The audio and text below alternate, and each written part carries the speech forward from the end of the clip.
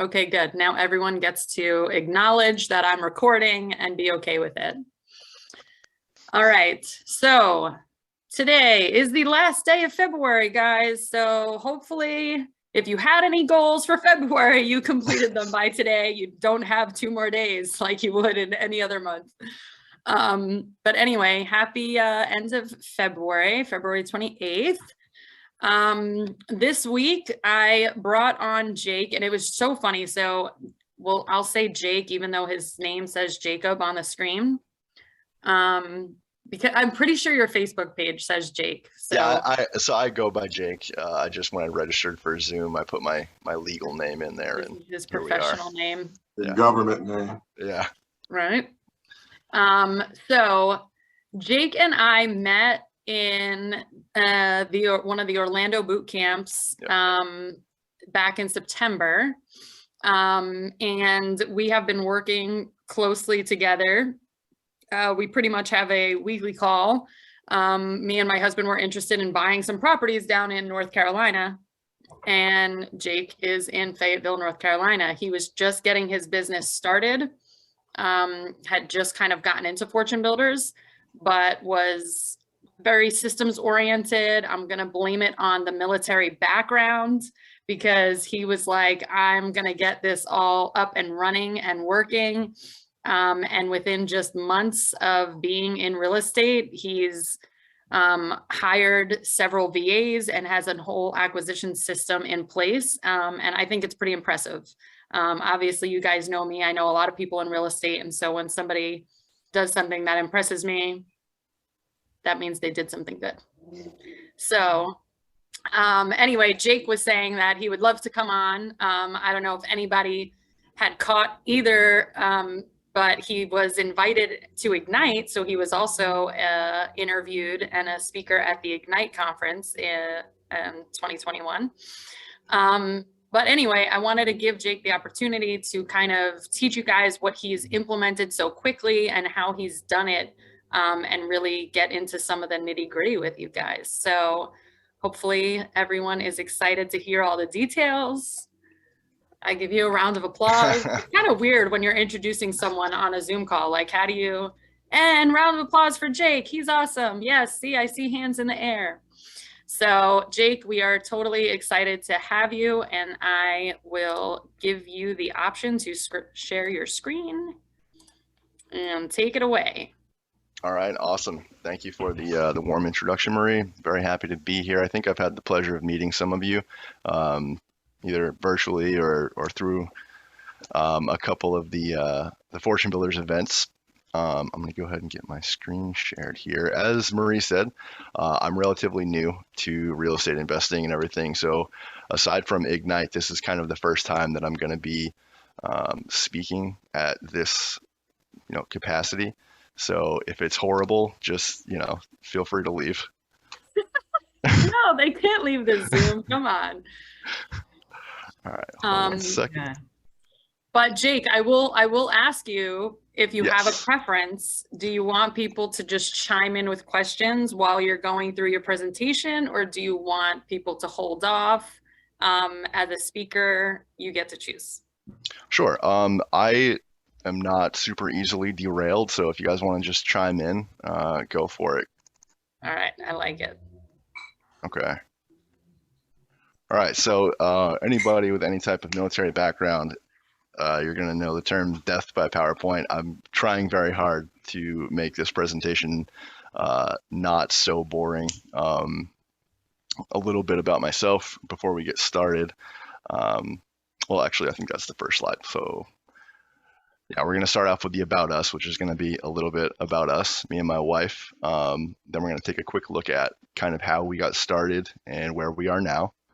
I break down my acquisitions plan or model, I guess, into 4 parts: the research, the planning, the implementation, and then the review.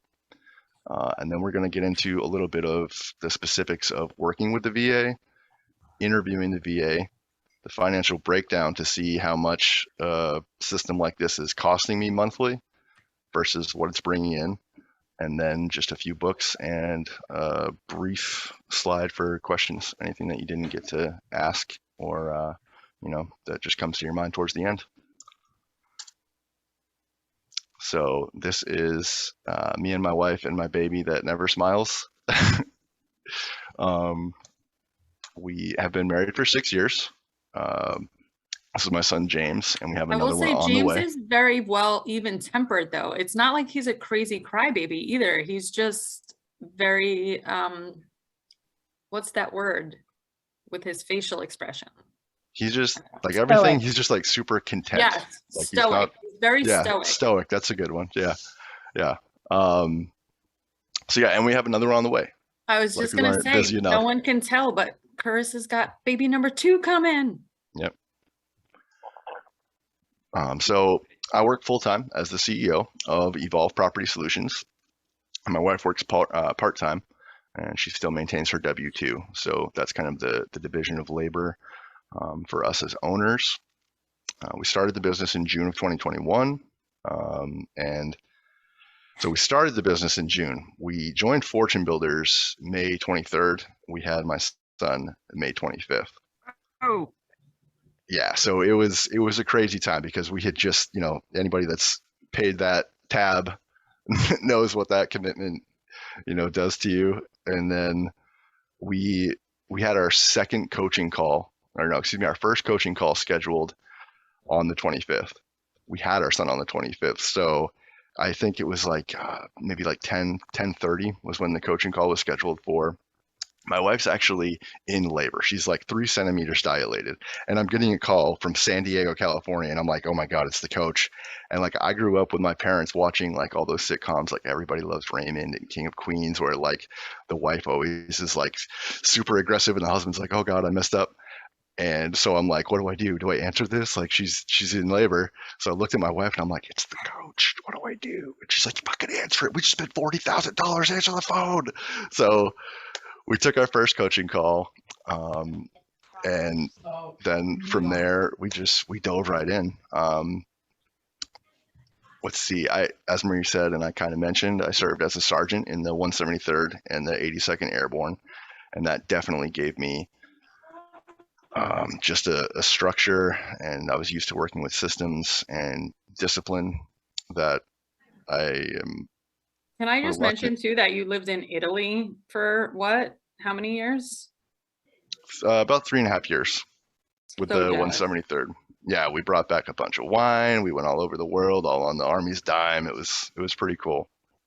So jealous. we're- I went to Jake's house and he was like, oh, would you like a glass of wine for dinner? And I was like, I would love a glass of wine. And he's like, well, what kind would you like? And he opens up this little closet and there is a sheet on the wall listed all the different bottles that's in his closet. I'm like, what kind of wine connoisseur are you? And he's like, well, the military shipped it for us, so we had to inventory it all.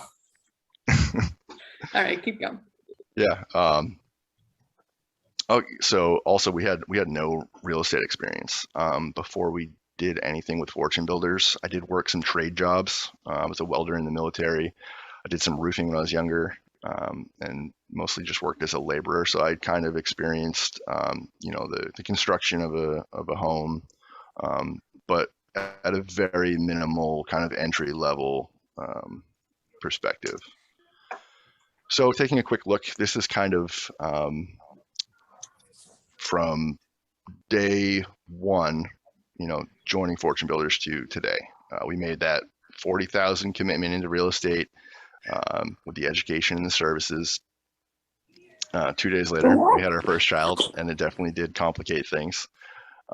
We spent the first 3 months studying, setting up the foundations of our business, and then I started marketing.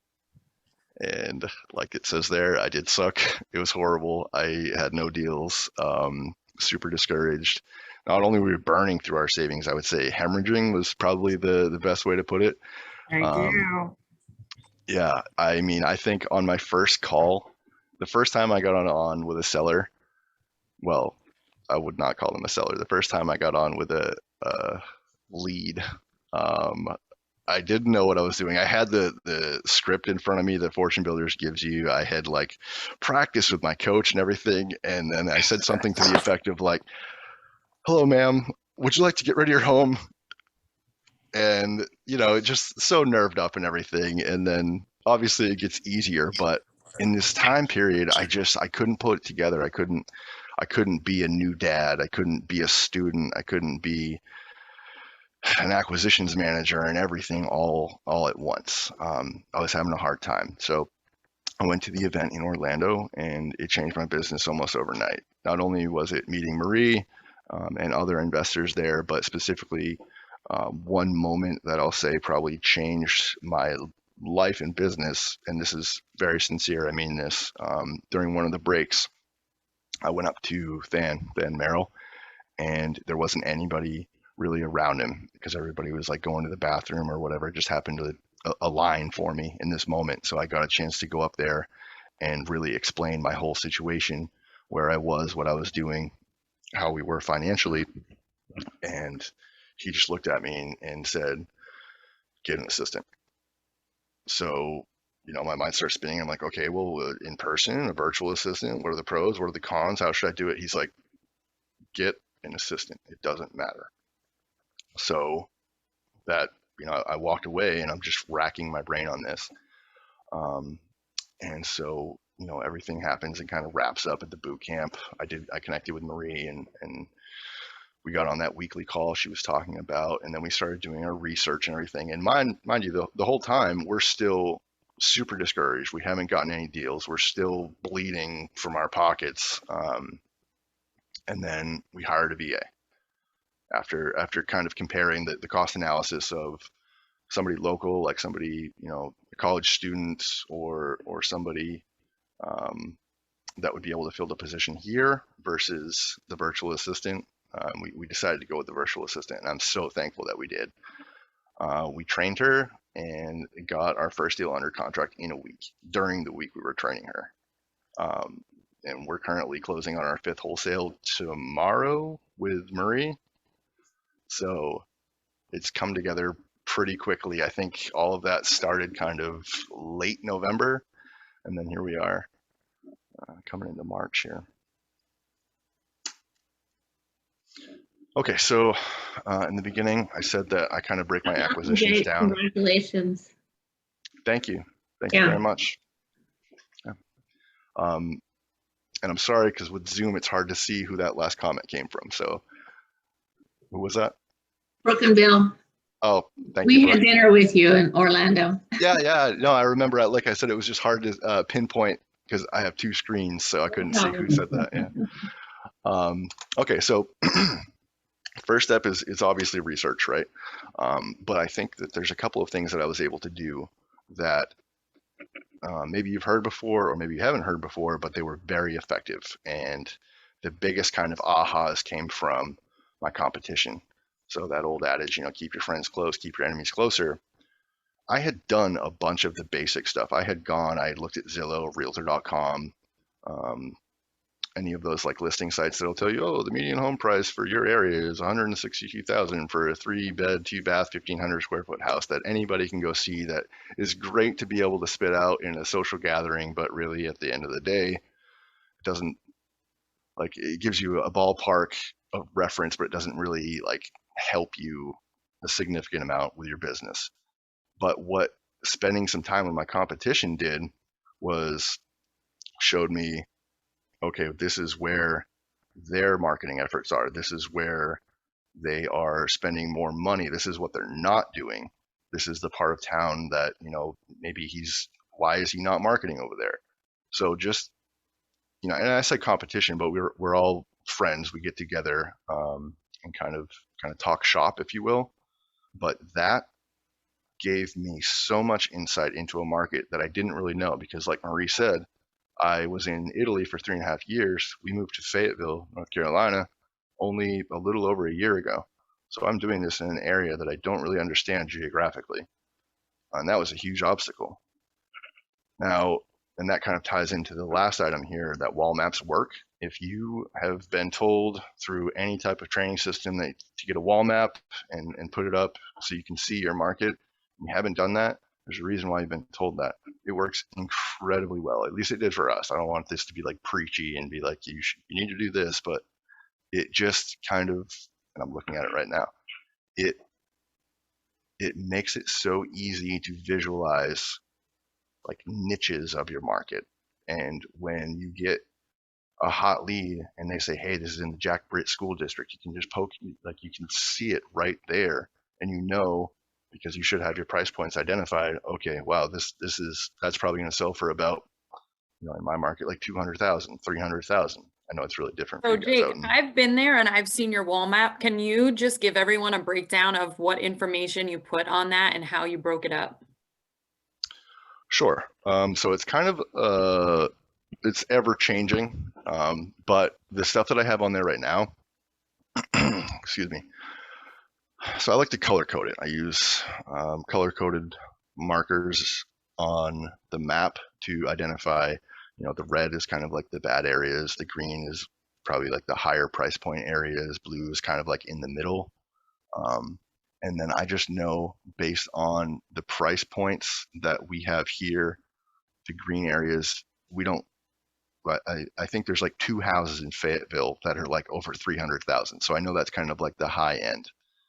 The low areas, we sold a house to Marie for $10,000. So, you know, there's low lows and there's not so high Correction highs. there. You had it under contract for $10,000. I paid $15,000 on an assignment fee.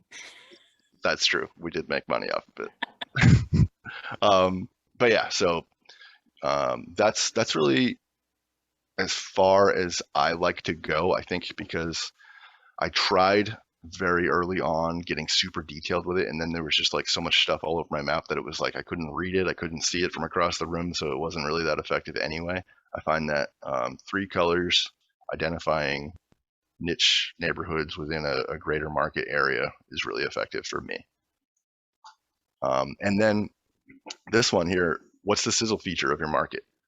There's got to be something about your market that if you're going to wholesale, you need to know what's going to attract people here. Like I know my big sizzle feature is that I'm right next to a military base. There's just different protections that investors have when you're renting to a military family.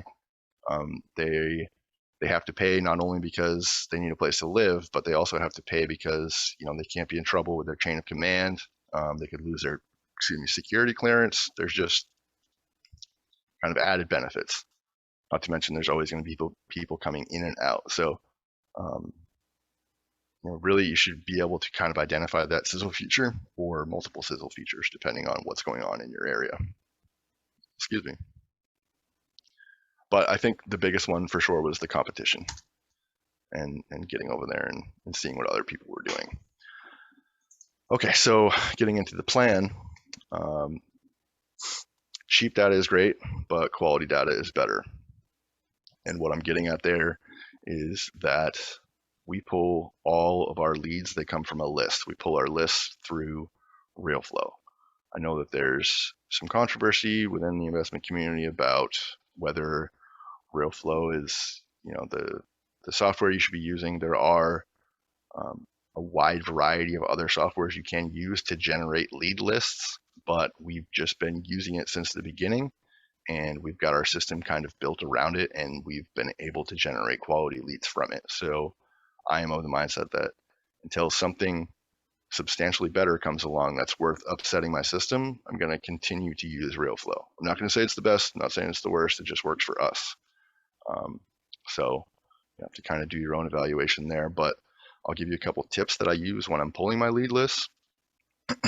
I love tax delinquent lead lists. That's where I've probably gotten 3 out of the 5 deals that we've done so far.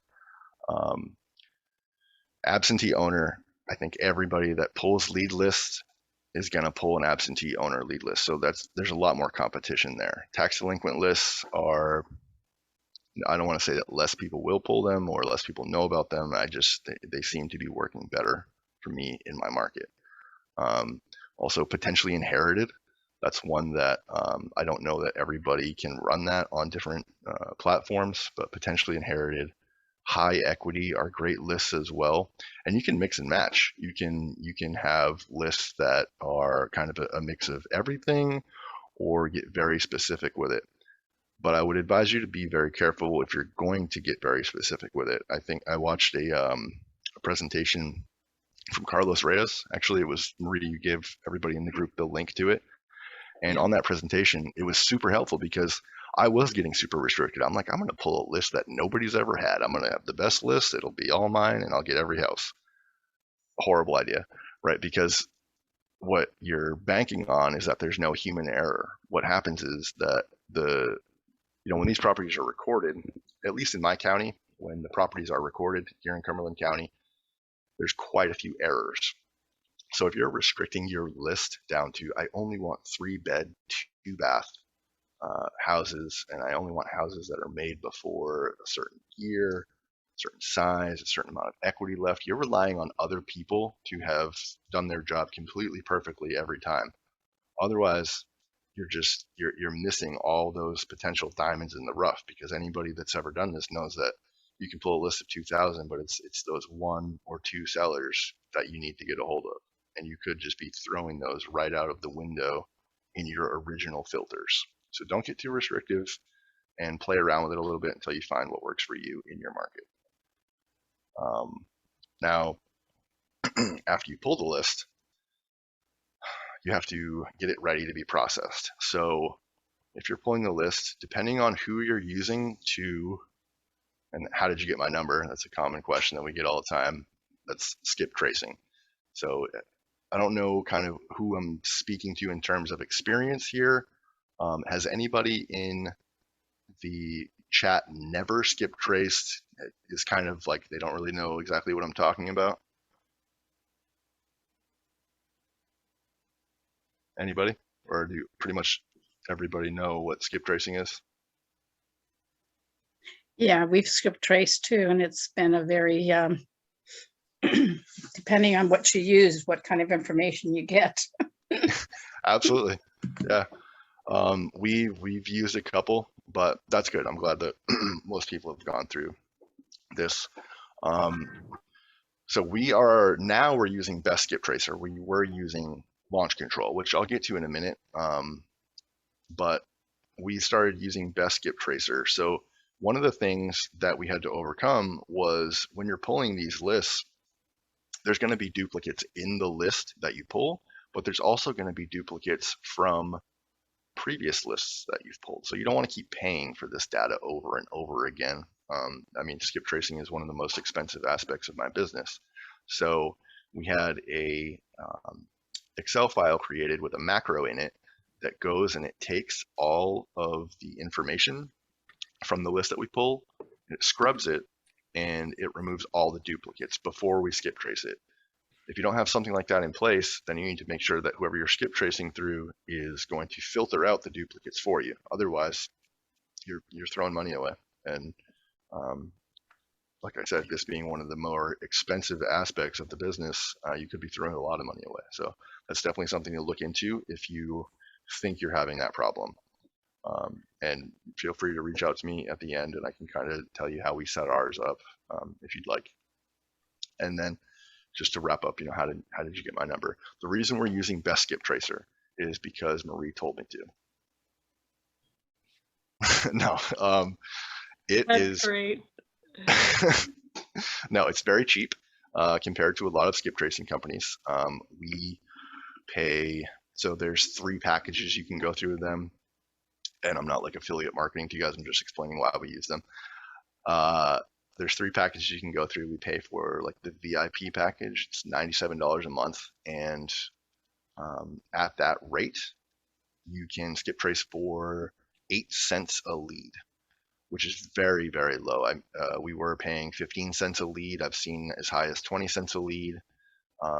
So that cut our skip tracing almost in half, which was huge in terms of what we could do as far as marketing.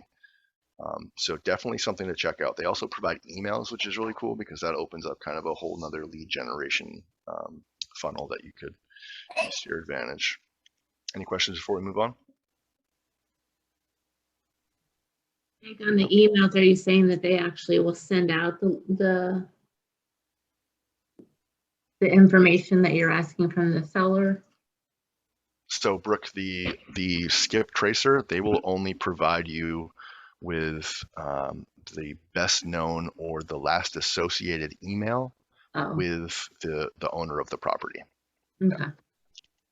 Yeah, they're not sending out emails for you, Brooke, but you're then able to import those emails into any other CRM that you have that you can send messages. That's a good question, though. Well, yeah, most skip tracers don't offer an email as part of their skip tracing.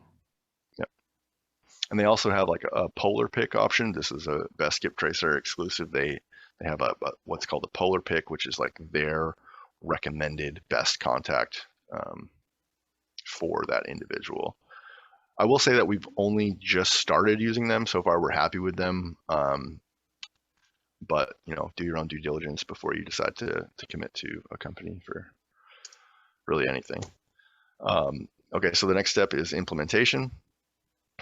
This is exactly what we're doing. This is all we're doing for marketing, and we've been able to generate 5 wholesale deals from just this. So we do all of our text blasting through Launch Control.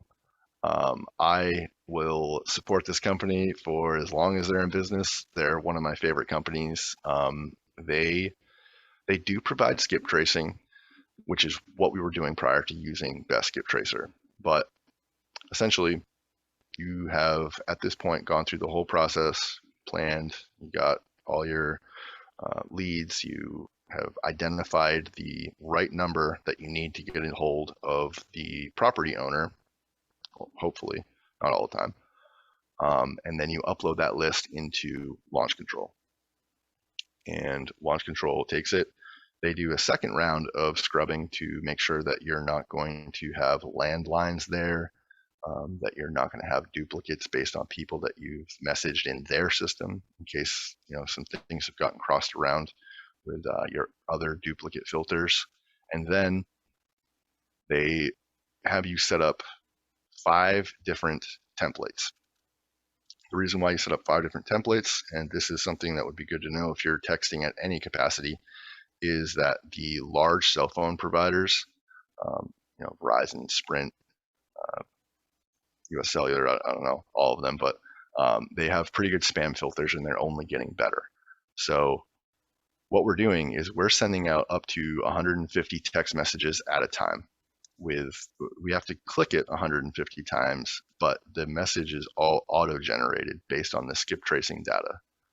So what I mean by it's auto-generated is it'll take the information for that seller. It'll take their first name. It'll take the property address of the property they own, and then it'll plug in a brief message, something like, "Hey, Mrs. Smith, we're buying properties on Main Street, exit, wherever.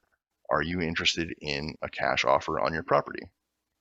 And then it just does that automatically for every one of those sellers. So in a matter of 2 minutes, I can get a hold of 150 people. And text messaging right now it's got the highest response rates. It's got the highest open rates. It's the quickest way to get visibility on your marketing. I'm a huge fan of it. We wouldn't have gotten any of our deals without it. I don't want to go super technical unless somebody does want to get super technical with Launch Control. We can definitely kind of look into that at the end with the questions, or I can hang around a little bit after the call. But Launch Control is a great text messaging platform that has a lot to offer. And they also do their own KPI tracking. So after we text message them initially, then we cold call them. We use the same list that we used before, except now we can use those landlines. So we're really squeezing that list for everything it's worth, because we're going to text message the mobile numbers and we're going to call the landlines. We call the mobile numbers as well because we always have a minimum 3 touch points on every lead. The cold calling happens through Call Tools. Call Tools is a call center software that also works if you only have 1 or 2 employees as well. And what it does is it allows your cold caller, whether that's yourself or your VA in my situation, to call up to 10 numbers at a time. And their software will filter out the quickest answering line in that queue. So if it calls 10 numbers and one of them happens to answer in 3 seconds versus the rest of them that didn't answer, it connects you to the one that answered in 3 seconds and recycles all of them back to the back of the line. So it's an amazingly efficient way to call hundreds of people a day. It's Jake, not. out of curiosity, is launch control and call tools integrated at all, or do you have to upload the list into both systems? We upload the list into both systems. I don't know if there is an integration, Marie. If there was, it would be through Zapier. Zapier is a service provider that integrates individual softwares throughout the internet and brings them together. I don't know that there would be one. Okay. Yeah. Great just question, curious. though. Thanks. So Jacob, how many phone lines are you buying through call So tools? How many phone lines? we operate off of seven numbers that are ported through call tools. Mhm. I only have one virtual assistant calling at a time, though. And we aim to call around 400 to 500 people a day. It really depends on kind of the workload and how many other conversations they get into on a day. So have you used call tools already, or are you starting to use call tools? We've used call tools since we took on our VA. Yeah, very happy with that software. Okay, yeah, because I used call tools as well. But Oh, fantastic. from one day to the next, I would get the phone numbers blocked for robocall. Really? Yeah, and I'm like, okay, how is this? And I know they were talking about, if you're running, 10 calls at a time, then you need to have like many more lines than 10 different phone numbers Yeah. that you're using. And yeah, it was like, I used them for a little over, probably about 3 months. And in that period of time, I had to keep switching phone numbers because every time I had a phone number, it would come up robocall. And sometimes I didn't even get to use the numbers yet, and they already came up as a robocall. I'm like, Wow. okay, how is that? So I don't know, Dolores, if that's maybe regional, but I have not had that trouble with call tools here in North Carolina. We've changed our numbers twice, and that's just because they were, it was preventative. Oh. We hadn't run into that, so I'd have to do a little bit more research to give you an answer on that. I don't know right now. Yeah, Yeah, well, I'm I in would- Southern California, so I don't know, but and not only that, I use different area codes. So I didn't have all the same area code, but Oh, it's yes. all different area code for the area that we are in. Mhm. And still the numbers came up under robocall. And it was like, wow, that was very frustrating. Yeah, I can imagine. Yeah, I'm sorry you had that trouble with them. There's quite a few other calling platforms. I know a lot of people that use batch dialer. So, maybe you could look in one of those and hopefully you'd have some better luck with that. You brought up a good point, Jacob, about that being a regional issue, though. So Dolores, obviously in California where you are, your market is got a whole lot more investors going after properties than Jake probably has competition in little old Fayetteville. So I wonder if there are even better spamming tools that Verizon uses in one area versus another or something, just because of the markets. So that is something I would be curious to know why it's different. Yeah, because they did say it's the service providers in the area that do the blocking. Yeah. Mhm. So, but so interesting. Jake, you've been using them since November? Yep, right around the beginning of November. Okay. And we've only changed numbers twice. So luckily the filters here are not that great, which is horrible for the people that live here, but great for me. So, okay, so then after they've gone through call tools, like I said, we always make sure we have 3 touch points. We're on the second touch point. Now everything gets recycled back into our follow-up tracker. That's why I have a Microsoft Excel picture here, because there's no great picture of my follow-up tracker. We created our own tracker. I'm kind of like an Excel nerd. I did a lot of Excel files over the years, and I just, luckily, I guess, because it made it very easy to automate our follow-up system. So my VA plugs in all of the information for the people that we don't follow up with everybody. We follow up with, so I guess I lied when I said 3 touch points. We follow up with, at a minimum, the drip campaign and up. What I mean by that is, if somebody says no, we put them on a drip campaign. If somebody says, I try to respect the do not contact me again, I won't contact them again. If they say some like very threatening stuff, or, you know, like you can just tell, okay, this is not going to work. I don't want to, you know, deal with you anyway. We don't follow up with those people. But anything from no up, we cycle them through our follow-up tracker, and my virtual assistant reaches back out to them again over a period of 1 week, 2 weeks, 1 month, 3 months. Because you never know what's going to happen with these people. Things are, you know, they're going to change for them all the time. Anybody that's been in this for a while knows that the follow-ups are amazing. I mean, we've barely been operating long enough to have our long-term follow-ups pay off, but we have had it happen, I think, at the 3-month point so far. So after our follow-ups, assuming things have gone well for the month, we've done our text blasts, we've done our cold calls, we've done our follow-ups. Now it's time to get to work on some negotiations. I think one of the best books that I've read on negotiations is Never Split the Difference by Chris Voss. Chris Voss was the head FBI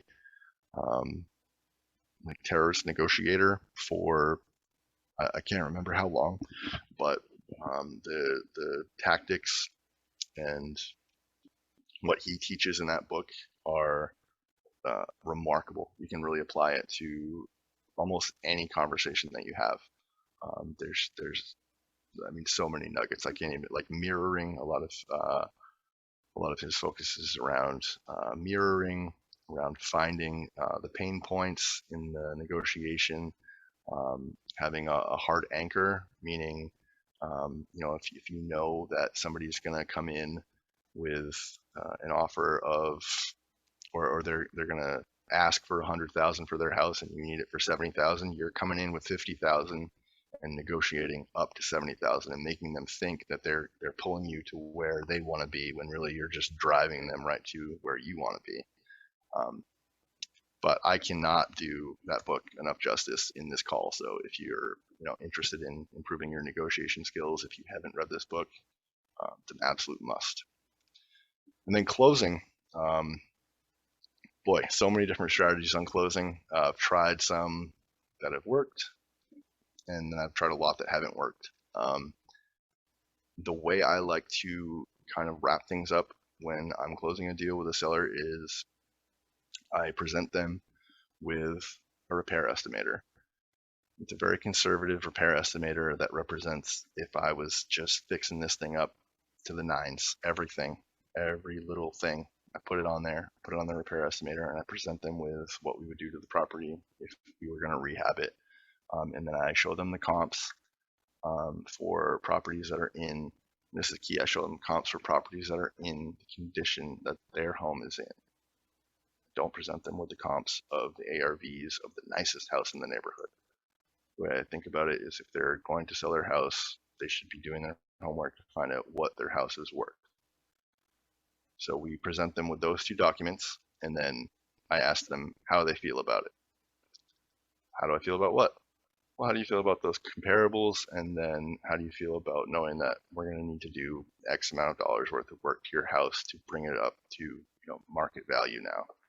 And that's been an incredibly effective strategy for us to get houses at serious discounts. The house that me and Marie were just joking about, that we got under contract for 10,000, she originally wanted 25,000. Now you might be thinking, okay, well, it's 25,000, we got it for 10,000. But if you look at that in a percentage, I mean, that's over 50% right there. We got our next house under contract. She wanted it for 75,000, and we got it for, how much did you buy Carmenton? It was like 35. 35. Yeah.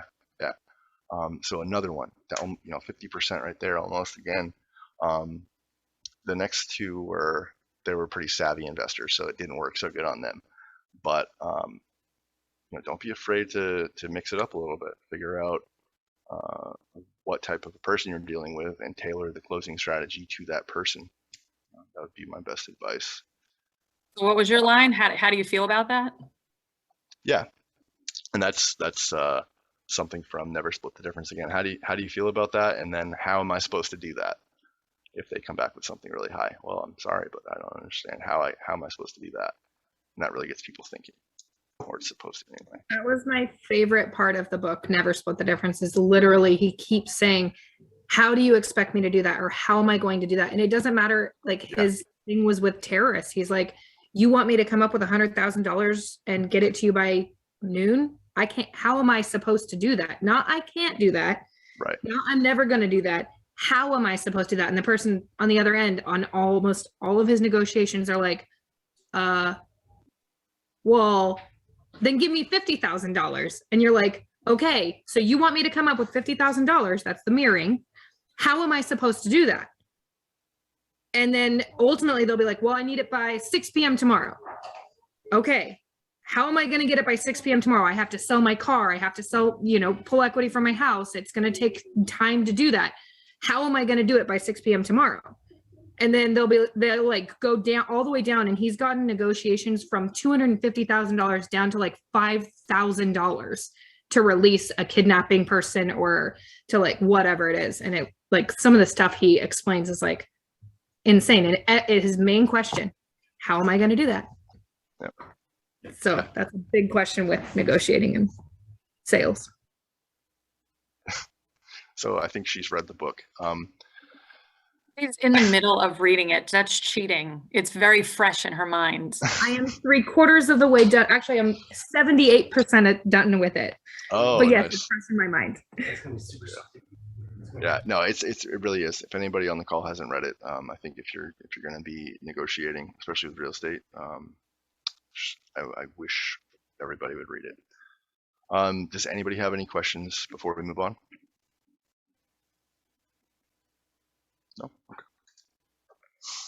All right, so now we're getting into review. And this is, do I have anybody on the call that uses Riva Global? No? I don't think so. I know a bunch of us have obviously heard of Riva, but I don't think anyone on the call is using them. Okay. Well, so I know a lot of people are kind of skeptical of things that are, maybe not skeptical, I don't know, but we all get kind of bombarded with extras and add-ons and associated things with different educational platforms that you purchase or buy into, and I was too. But when we did our research, when we were looking into in-person versus virtual assistants, Riva Global was right up there with pretty much any of the other VA companies. And so we ended up going with them. But the reason why I say that is because this entire productivity report is presented to me every month. I don't have to go in there and just crunch numbers and just go through all my files and set up all these trackers and do all this extra stuff. This is just once a month, this gets presented to me, and then I meet with my team and we go over everything and we review how we can tweak things based on the month.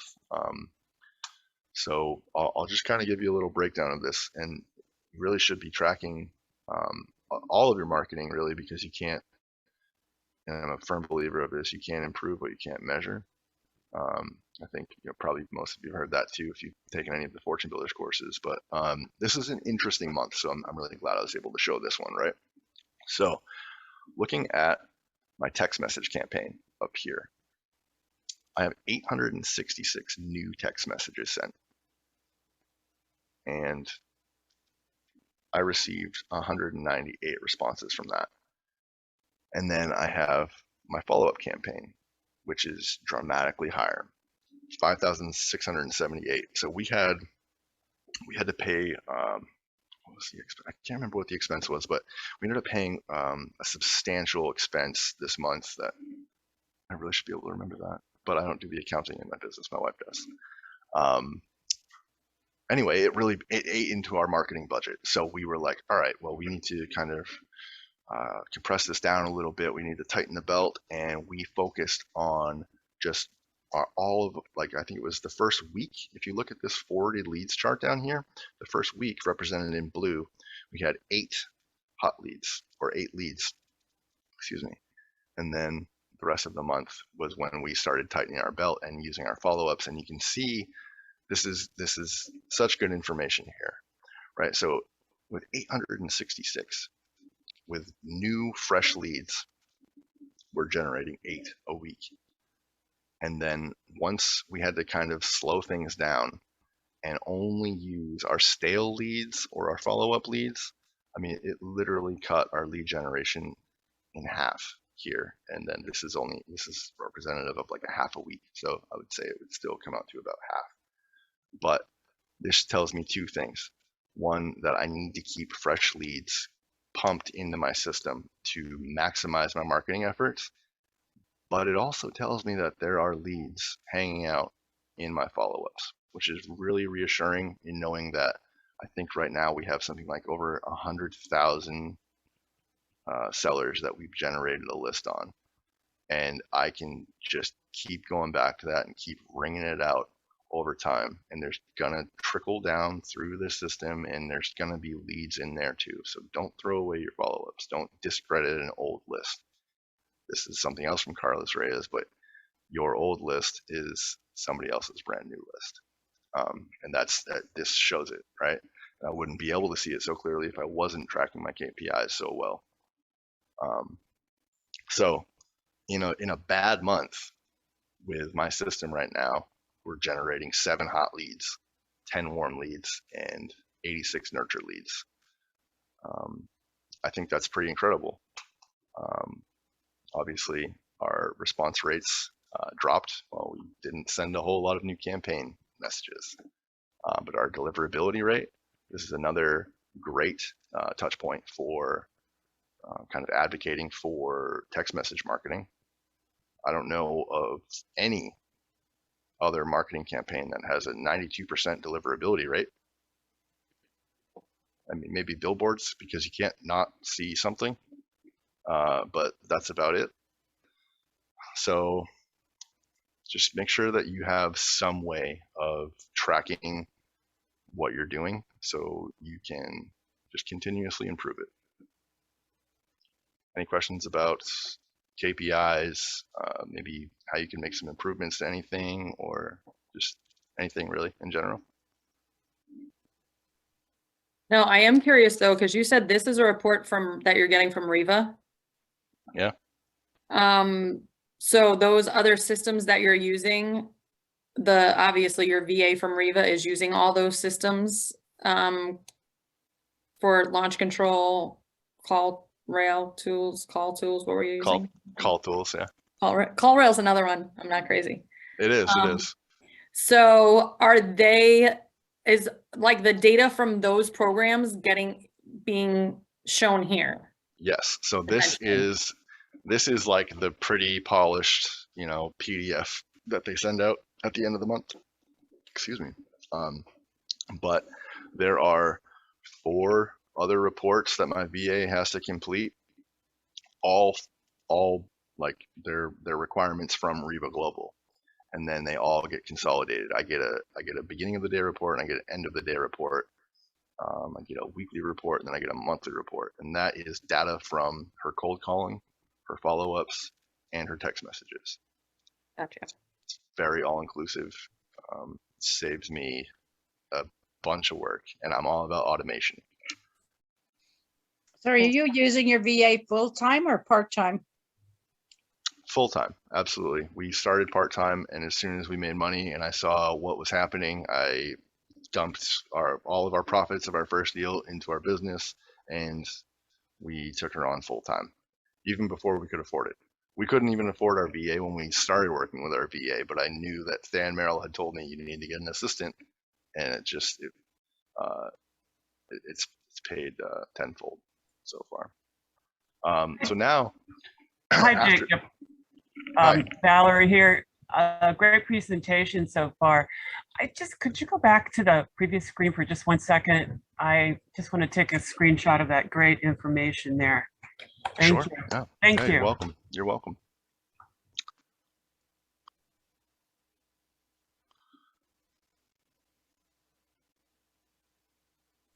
I'm all set. Thank you. Okay, you're welcome. Okay, so now that's the four kind of steps to my acquisition system. I'm not going to get into our dispositions and exit strategies because I think most of the people on this call are probably more experienced than all of that than me. I'm just kind of teaching my acquisition side of things right now. So, and now we're getting into what my virtual assistant does within that system and how we kind of got that ball rolling. So the biggest thing I want to stress or emphasize here, and this is why I put it first, is that it's an investment of time, not just money. I know so many people that have gotten involved with a virtual assistant because I've said or just been talking about my success with them that have gotten absolutely nothing from them, that would say that they wasted thousands of dollars on them, and you know they're kind of jaded on virtual assistants going forward.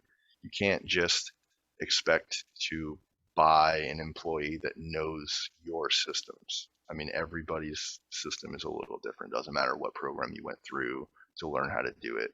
Even if we all went through the same, course, I'm sure it's just there's little nuances that you're going to have that somebody else isn't going to use, and so you need to really take a look at that.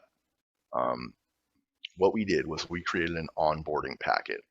That onboarding packet has a kind of a welcoming document that my wife, as if we wrote a letter to our new employee, explaining who we are, what we're hoping to achieve, our goals, our business vision. It also included our compensation plan. We knew very early that we wanted, even though this virtual employee was not going to physically be with us, we knew that we wanted somebody to work with us for a long time. So we thought that kind of developing a long-term compensation plan was a great way to have that message come across to them. We offer our acquisition specialists, I think it's 1% of every deal that we close on through the first year. And then each year after that, capping at 5%, they get a 0.5% increase on that bonus for every deal that we close on. There's no cap on the amount they can make or how many deals a year. It just caps at 5% once they've reached however long they've been with us. And that really went over well with our VA. I mean, obviously, who wouldn't want to know that they're going to get paid more in years to come? And there's also like an annual raise, kind of similar to how they do it in the military. And it was really fun to be able to present that to her too, because I saw, she just went from like, this was just going to be another virtual employer to like, she looked excited when we were going through the documents, and that was cool to see. We also include an organizational chart, and Michael Gerber, if anybody, I'm sure most people here have read The E-Myth, fantastic book. That organizational chart is something that I reference all the time. It is my map, my guide to where I'm going, my next hire, how my business is going to be laid out. And I let them know that because I don't want to just hire them in one spot and then keep them there for 20 years. If they're good, I want to promote them up in my system and they can see what's going to happen and where they could potentially end up. We're actually moving one of our acquisition specialists up to an acquisitions manager role now. And it's very easy to do that when you have an organizational chart in place. And then, being military, it also included standard operating procedures. You can't not have them. I have SOPs for a lot of it, almost everything. It just makes it very easy to bring somebody into your company and have them completely understand the expectation. I think that is paramount. I mean, how can they be successful if they don't know what you expect from them? So Jake, can you give an example? Because obviously when you started with your VA, I I can't imagine that you knew what you were doing that well No. to be able No, to train them, right? Or to have Yeah. all these. So can So- you give us some examples of like what's one of your SOPs right now? So they do definitely evolve.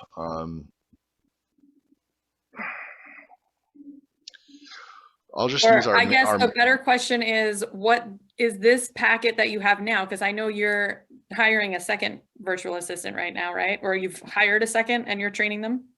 we're interviewing our second Okay. one right now. Yeah. So did your welcome packet change from your first VA to your second VA? Dramatically. So our SOPs are definitely living documents. I think in the beginning, you don't know what you don't know, right? But for instance, I have outlined what I expect for them in terms of, a great example would be the 3 touch points that I spoke about. That was something that was in the original SOP. That was something that I was doing when I was reaching out to people and horribly marketing on my own. And I knew that I wanted my virtual assistant to keep going with that. So I had all of the systems that I was using labeled. I had all of the virtual access that they were going to need. So I had their passwords and their usernames already in the system. I didn't go as far as to like have quotas for what I expected them to do every day, because there's a lot of variance when you're, building rapport with people and, talking to a seller for 20 minutes versus, that 30-second phone call where they tell you to F off. But I mean, really, you can go as detailed as you want. I would say that being vague is not really too helpful. You want to have that shared understanding and be able to kind of manage their expectations of what you want them to do. But to kind of wrap the SOP thing up, it's a living document, right? So every week, no matter what, I'm kind of a squirrel. I'll stay up super late at night and I'm thinking about like 30 different things about how I can make my business better, how I can save money. Well, we should be doing this. And then I have a brain dump file that I keep in my Google Drive, and I'll just drop stuff on my virtual assistant all the time. I feel so bad about it, but we laugh about it. But every week she has to update the SOP with new things that we're doing in our system or new trainings that we have. And the reason why you want to do this, or the reason why I recommend you do this, is that if for whatever reason this virtual employee can no longer work with you, or you decide to fire them, or anything, you don't want to start from scratch. And if you have this living document that outlines everything that's expected of them based on what they're doing every day, you can so easily just plug and play into a new one once you find somebody else that you want to bring into your organization. So that's huge. I mean, that's probably, not even with a virtual assistant, just really anybody in your organization. We do have a daily schedule that we use. I break things down in 15-minute increments, which sounds a little micromanagey, but in the schedule, it states very clearly it's a guide. It's I encourage my virtual assistants to build rapport and take all the time that they need when they're reaching out to sellers, and I don't expect that every task will get done. It's just, I think when you have a virtual employee, you can't just like poke your head in the cubicle or just knock on the office door and, hey, how's it going? Just check in. So having structure to what you expect their day to be makes it easier for you to go to that appointment and go look at that house and not have to give your virtual assistant so much instruction on, hey, please reach out to all the follow-ups. And it automates their day and gives them a little structure. We do a 4-week training schedule. So the training schedule is addressed in our weekly meetings. Every Wednesday, we have a weekly meeting where everybody in the company comes together. My wife, virtual assistant, myself, our new virtual assistant will come in, and we go over pretty much everything that's going on within our business. But what we do with training is the first week of the month, we identify what our VA needs or wants to train on. It can be things that we've already done, things that she just doesn't feel confident in. We include her in all of that. I want to know what you don't feel confident in. I want to know what she doesn't understand. Maybe there'll be things that, we have her need to know, but we identify it in the first week. We plan it in the second week, so everybody has full shared understanding of what's going to happen. We conduct the training in the third week, and then on the fourth week, we review it. So it just drives it home. That's how they do it in the military. It works. I don't know. It's not broke, don't fix it, right? And then we gradually build confidence through adding tasks. It kind of goes back to the training, but it also goes back to building our employees up to promote them into more managerial positions and take less responsibility or more responsibility off my shoulders.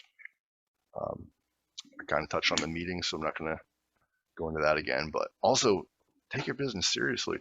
I wasn't taking my business serious for a long time. And if you're not taking your business seriously, certainly your employees are not going to take your business seriously. So just a little mindset thing there. Take what you're doing seriously, and you're working on building your own business. It's not easy, and if you don't take it serious, nobody else will. I have a quick question. Is your VA, are they like self-employed, or they're like employed by you, like they're working for your business? Who's that, Elda? Yeah. So they work for Reba Global, and we pay Reba Global, and then Reba Global pays the virtual assistant. They are not a W-2 employee, if that's what you're Right. asking, Elda. Yes, that's what I meant. They Okay. are not.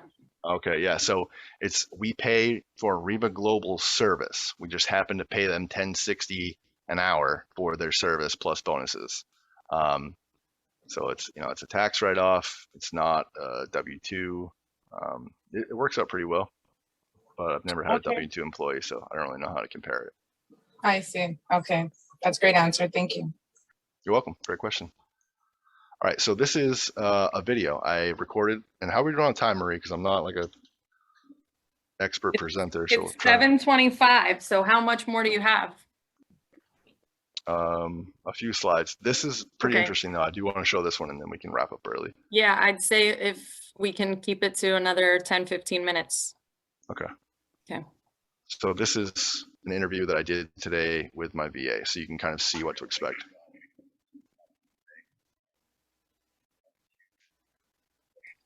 Hold on. I can't hear it on my end. I don't hear sound. Jake, just so you know, on the Zoom meeting where there's somewhere, I think, for sound. I that just hit you it. can- It should. Let me Okay. try it now. With this, can everybody hear it? Hey, Rihanna, thanks for taking a minute to talk to me today. I wanted to kind of go over a couple questions that I have regarding when you first started working with us, and maybe some specific things about working with VAs and virtual employees, virtual employers and stuff. So just probably 10 minutes or so, and if you're okay, we'll jump right into the questions. Okay. All right. So from the perspective of a virtual employee, what are some of the things that you appreciate when you start working with a new client? Right. So when I started working with you in the company, you actually sent me the welcome packet before I even started working with you via email, and it was actually great because I was able to see what was expected from me, checking all the documents that you had. And also, I appreciate that you were very hands-on, especially on the trainings that you provided, onboarding. And I was able to get the training that I needed so that I know how to perform my task. Okay, awesome. Good. I'm glad that helped.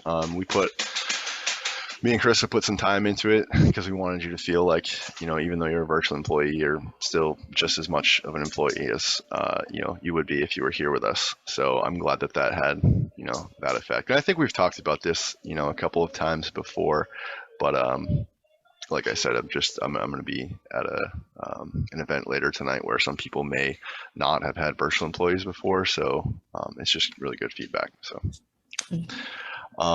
okay. And then the next question we have is, how can employers prepare for working with a VA? And I know we just kind of touched on that, but maybe, I guess, let me hear your thoughts, and then I'll see if we need to kind of dig in deeper.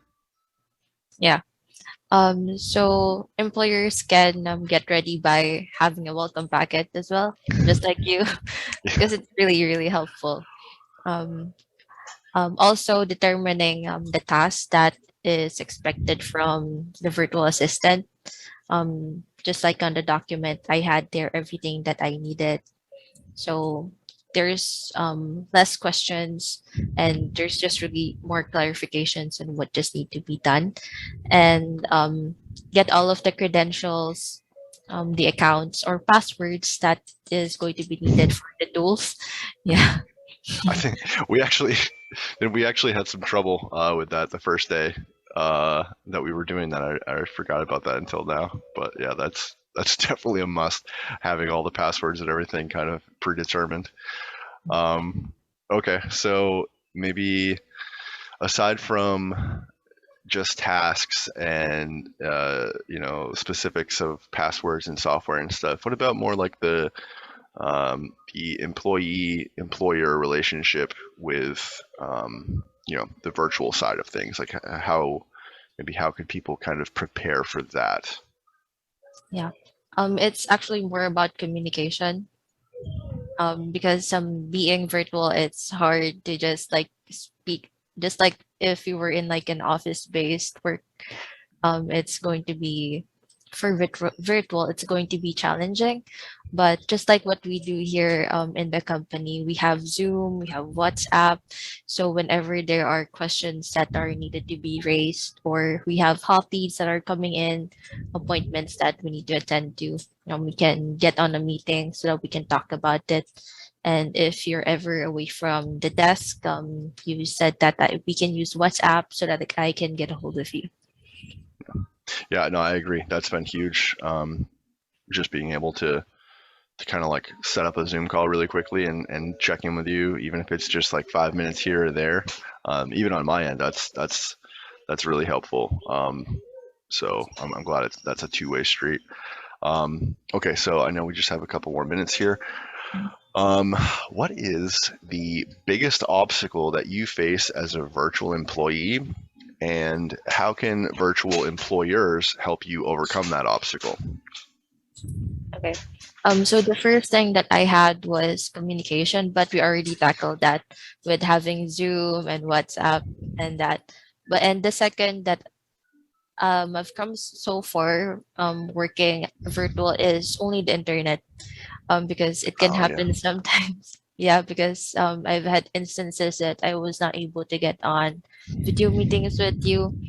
But it's more on my side on what I need to be doing is actually having a backup connection. Yeah. Yeah. What about that's actually a great point, and it's kind of sparked this question too. Do you find that the VPN has helped since we started using that VPN? Has it been like something that's come in handy for you, or is it kind of just like an extra step in the process that's more of a burden than than it is helpful? Actually, it's really helpful because I'm accessing websites that aren't really available here in the Philippines. So having the VPN, it doesn't slow down my computer at all. Nice. Yeah, so it's actually great. Yeah, Bitdefender is, for anybody watching this, Bitdefender is the VPN that we use. And it's worked great so far.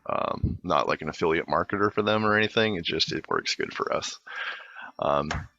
Okay, awesome. I really appreciate you taking the time to kind of answer these questions and help me out with this, Rihanna. Is there anything else that you would like to say to anybody that's like maybe considering working with a VA, but they're like kind of on the fence? Like, sell it a little bit. What do you think? Having a VA might sound kind of uncomfortable or scary for some because you don't really get to see each other face to face. But it's a good challenge to take on if you ever want to hire a VA.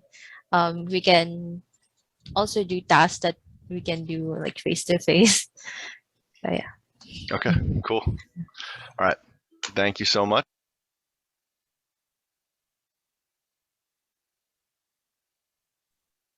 Okay, wait, you might have to switch your audio now back to your Can you hear me? microphone. Yep. Okay. I wanted to show this for a couple of reasons. I wanted to show what my VA looks, sounds, and acts like, because this is what this is how she sounds when she's reaching out to all of our sellers here in North Carolina. It's just a bunch of good old boys down here, and I have not had a single problem. I mean, maybe one or two issues with sellers that were just being jerks saying they couldn't understand her. But even with the little accent that she has braces even. I was worried about that because the way she might be talking would affect my business, but we've been able to generate so many leads, and she's been in so many conversations. I listened to her calls. She's never had a problem speaking to or speaking with anybody.